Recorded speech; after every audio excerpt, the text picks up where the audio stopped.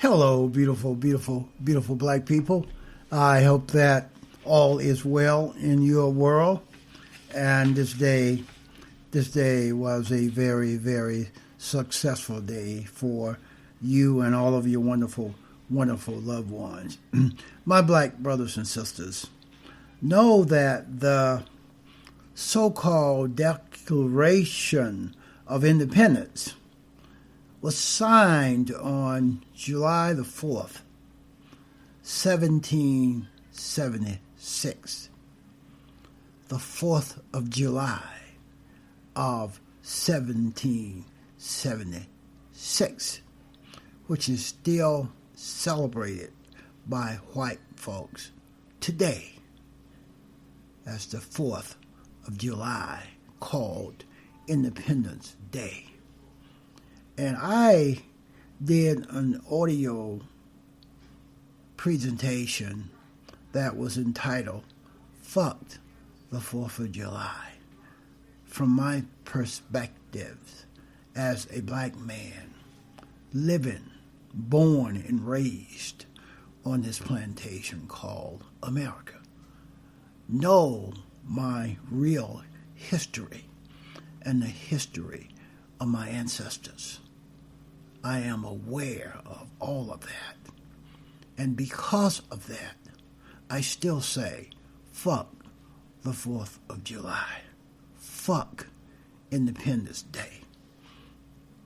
That 4th of July, 1776, proclaimed that all men are created equal and endowed by their Creator with certain inalienable rights. Inalienable rights. But the white men who drafted it were all slave owners. They were all slave owners. But the white men who drafted those words did not believe them to be true for the hundreds of thousands of black people in their midst. Those white men were slave owners. Life, liberty, and the pursuit of happiness did not apply to fully 1/5 of the country back then on the 4th of July, 1776. Yet, despite being violently denied the freedom and justice promised to all, black Americans believe fervently, and black Americans still believe fervently today in the American creed. The American creed. Through centuries of black resistance and black protests, black folks have helped this country to live up to its founding ideals without the idealistic screeniness and patriotic efforts of black folks. Our democracy today would most likely look very different. And it probably would not even be a democracy at all without centuries of resistance and protests offered by black folks trying to encourage America to live up to those words written in the Declaration of Independence. Without the idealistic protest, resistance, the strenuous and patriotic efforts of Black Americans, our democracy today would most likely look very, very different, and it probably would not even be a democracy.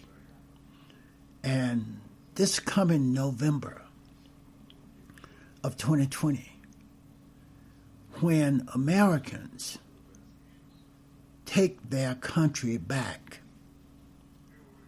from Trump and that gang of traitors called the Republican Party, when Americans, the rest of us, take our country back, our democracy will once again have been saved by black folks, people that look like me, people that look like you, my beautiful, intelligent black brothers and sisters.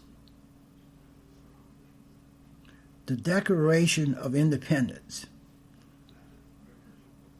the Immigration and Nationality Act of 1965, Jim Crow below the Mason-Dixon line.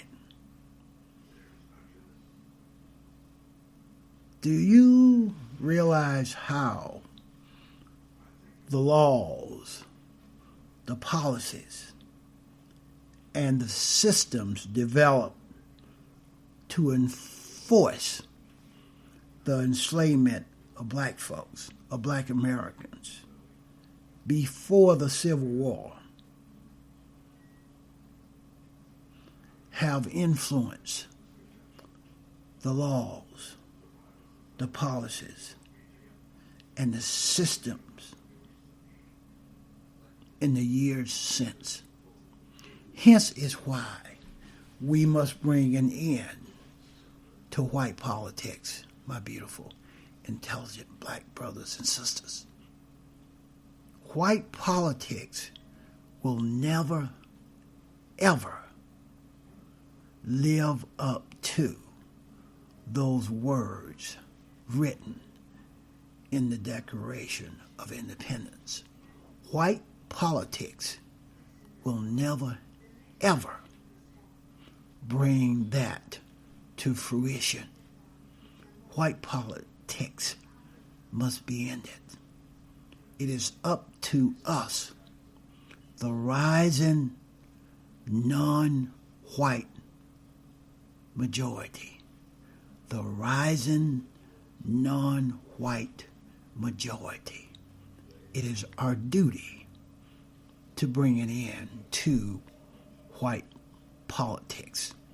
White politics is a gun to the head of all non-white folks, my beautiful, intelligent black brothers and sisters.